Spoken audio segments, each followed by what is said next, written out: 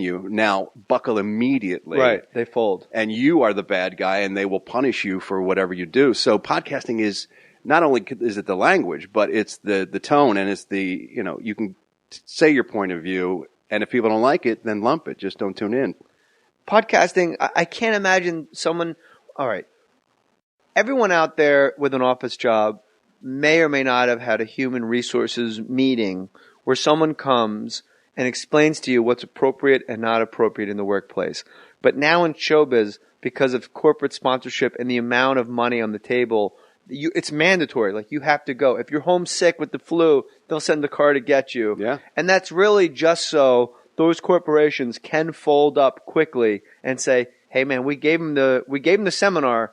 It's the biggest. They show you a movie from like the 80s or 70s, like guys in bell bottoms and fucking Jack Tripper hair are like, "Hey, Wendy, I don't know if you noticed," and the guy's holding like a banana near his crotch, but maybe you'd like a banana for lunch, and the person will go, "All right, let's freeze it right there," and you're sitting there going, What did Bill do wrong in this situation? I'll tell you what he did wrong. Look at that fucking haircut. He should have taken his actual cock out and asked the lady if she wanted cock for lunch instead of a banana. He's wasting good banana for his stupid gag. They make you watch these videos that are meant for people who are working next to each other in cubicles, and they try to apply that premise to entertainment, or to every job in the world. Right. And it's the exact opposite of what you do as an entertainer, especially if you're in a situation like on the radio show that we do. Every day you got to come up with new stuff. So you're spitballing and you're throwing shit out there and it's wildly inappropriate. But that as like a sculptor, that's the block of marble. And then you just chisel down from there to get to something usable. Some of those pieces look like a fucking banana. Exactly. You got to deal with it or move on. So to say I need to act like an accountant in that room when we're writing radio or doing whatever, it's madness. It's not creative at all. It's weird too, like when you're on a movie set. Like my thing when I'm on a set, everyone's mic'd at all times, as you know. Yeah. And it's when anybody has a single thing to say, it's the women, like a female co-star will say something like, "But that's me." The more dicks, the merrier. And I always turn my back. I don't walk away because walking away might look like I have a purpose to go do something. I will physically turn my body from that person and just say nothing and make a blank face. And like, I just did a pilot and like 8-9 days in, somebody made a sexual joke and somebody made a joke about like, "I'll see you at Human Resources." And then I think it was Columbus goes, "Not Jay." And everybody just at once realized, "Oh yeah, you don't bite." I'm like, "Fuck that." And they go, "But we're all just having a good time." And the point I wanted to make to all the crew guys and everything was, let me tell you something about Human Resources. If you're ever there, it's always a surprise.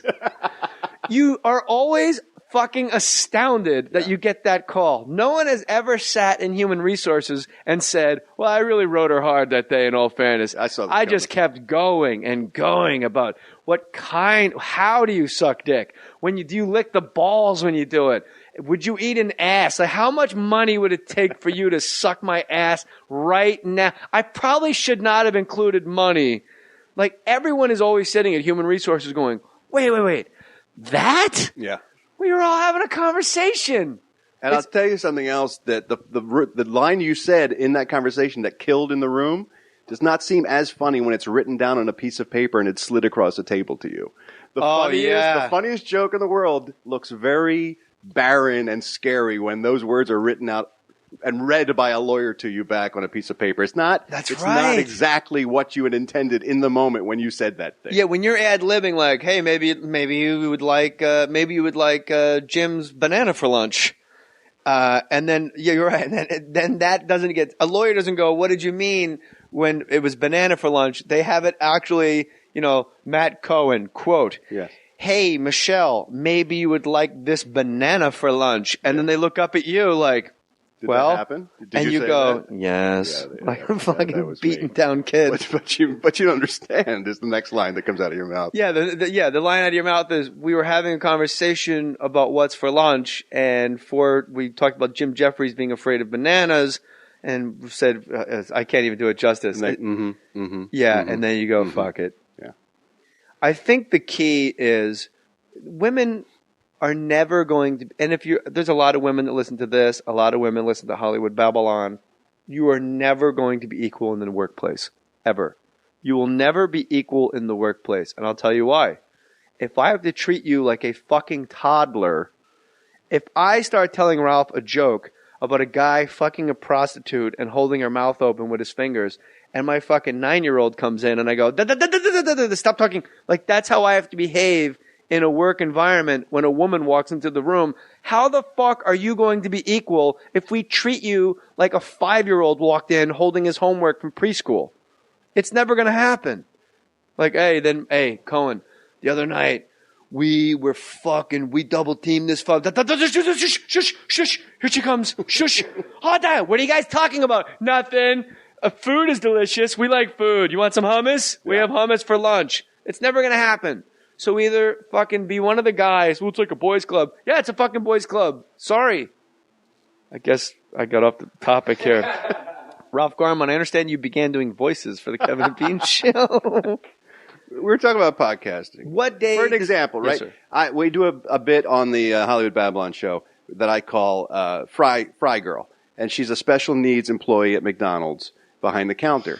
And it happened because... Already you're fired if you That's do right. this. That's what I'm saying. And it's a running bit on Babylon, but there's no way I could do it once on the Kevin and Bean show, terrestrial radio, where if even people thought it was wildly hilarious, there would be one parent or one person who works with special needs people who would just have to write one letter, and it would be over for me. As a person with a special needs family member in my family, right. I think it's fantastic. I get letters of people say, I work with them, I love them and everything, but that's a funny bit, so don't stop doing it, you know? So there are people who get it, and there's people who don't. And the beauty of podcasting, I think, is that it sort of weeds out. It's like what cable did to television. Remember, there was 3 networks, and everything was sort of homogenized. And then you start getting HBO, and you get all these different networks and stuff that can specialize in types of shows that you want to see. And if you go there to see them, that means you're seeking it out. I think podcasting is giving that ability to people who like comedy or talk or whatever, is that people can actually seek stuff out that they like and enjoy that. It's boutique radio, you know. What I love about the Fry Girl is you're not making fun of special needs people. No. It's a whole, you're just, the craziness of the situation of the person that's with the special needs Fry Girl person. You're not going, special needs people are so funny because they're not like they're fucking retarded. Look how stupid this person is working the register. It's, if this person did work the register, it would be funny because this person, it would, you know, it's classic comedy. Right. And what people that would complain don't seem to see is like, hey, I hate to break it to you, I'm kind of painting by numbers here. Yes. Whether it's the black guy, like, hey man, you want extra fries with that? A super size? Give me a minute, motherfucker. I'm talking to this motherfucker right here. Like, you just can't do anything. You're handcuffed all the way across the board. So basically, this is a very, I'll just wrap it up quick. This particular chunk of the conversation, listen to more podcasts. Because as Kevin Smith, that's what I was going to say in the beginning, told me, I said, so this is the future. And Kevin Smith said, no, this is right now. This is happening right now. And that made me so excited. I've never gotten in on the ground floor of anything in my life. Yeah. But people go like, oh man, when they built the Montage in Hollywood, it was like $1,000. You get the Green Bay Packers in the 20s. You could have bought a piece of the Packers, and your great-great-great-grandchildren are fucking co-owners of the Packers. But right now, guys like Ralph Garman with Hollywood Babylon, iTunes, Hollywood Babylon, iTunes, Ralph Garman, or me, More Stories, or anybody for that matter. We're right now, it's like we're on our surfboards. You go, holy shit, look at this wave. And we're all paddling, looking over our shoulders. We haven't even stood up yet. Yeah, right. Is that fair to say? Yeah, absolutely. Like, that's how right now podcasting is. We haven't even stood on the board. And it's happening with TV, too. I mean, yeah? TV on the internet, TV podcasts, I mean, video podcasts, that's the next generation of television. It's all starting to happen now because the source for your entertainment is getting blurred. There's no difference now between the computer and your television, your computer and your radio. It's all becoming one thing. And if you can be a content provider, if you can generate funny, interesting stuff, then you own the keys to the kingdom. Jay Mohr's. Going back to the, I just thought about something very funny. The sexual harassment seminar, when they went to do it on the set of Las Vegas, they knocked on my wife's trailer and said, you got to go to the sexual harassment seminar. And she goes, why? I'm already great at it. Fucking sardonic, that's fuck awesome. the world attitude that she has. I could give it. Why? I'm great at it. You want me to pull a train? What do you need? To expect creative people to act like people who type in numbers all day. There's anything wrong with that. Nothing wrong with whatever you do for No. a job. It's just a different world. You can't make that the case. And it didn't used to be the case. It used to be creative people. They left you alone. You made your product, and then the suits would pick it up and they'd sell it and do what they do. They'd market it and sell and collect the money and account and do all that stuff. And it was a great combination. Once they started melding the two and trying to make everyone act like one thing, that's when they got nuts. That's a really good point, because it's done from a corporation standpoint, and we want all of our, quote, employees to do this. But the thing with artistic people is we take a lot more fucking swings when we're at bat. Right. And we hit for fucking power. We lay down bunts. We swing to right field, left field, whereas like a guy that works in an office, he gets like an at-bat a game, to use a sports analogy that you can follow along with at least. Cohen's lost. But like people in showbiz, it's like one batarang. You get one batarang to throw, Matt. Okay, now you get one batarang to throw. That's it. Whereas people in show business, you have like 100 batarangs, moment by moment by moment. You just fucking swing for the fences, and some of that shit goes into the stands and hits an old lady in the face. And you got to explain to corporate how the fuck that happened. You go, I thought it would be funny if I could just fucking smoke one down the first base line, because there was no one over there. Right. And it went too far, and now you're taking a lady out on a stretcher at the ballpark in Arlington. Nerds! What voices, do you have any voices that you've been trying? Cause people always ask me, like, how long does it take you to do a voice? And I can either do it immediately or it's never happening. How is it with you? Do you work on them? Pretty much the same. If I need to do one, like when Schwarzenegger became governor and we were doing the radio show, I had dabbled in Schwarzenegger but never really nailed it. And so they said, look, this is too great. This is too rich. We have to develop some bits around this. So I had to sort of work up a Schwarzenegger. I still don't think it's very good. But again, it's one of those caricatures where it's Arnie with a giant gap tooth, when he's holding a barbell. It's a wacky voice. And so that became serviceable. But the ones that you can do, I think, are just, you can just do them. It's like a gift, it's a party trick. It just comes out of nowhere. It seems like certain guys, doesn't seem, I'm sure of it, some guys' voices lend themselves to certain impressions that they can do right away. Yeah. Like my natural speaking voice is not far from Christopher Walken, because it's an East Coast thing. But like people like people that do Alan Alda and Vin Scully, that's a different actual set of vocal cords that I'll never approach. And you seem more like the Pacino, like Adam West. These are guys like with gravitas. Yes, and deeper voices as well, Jay Mohr.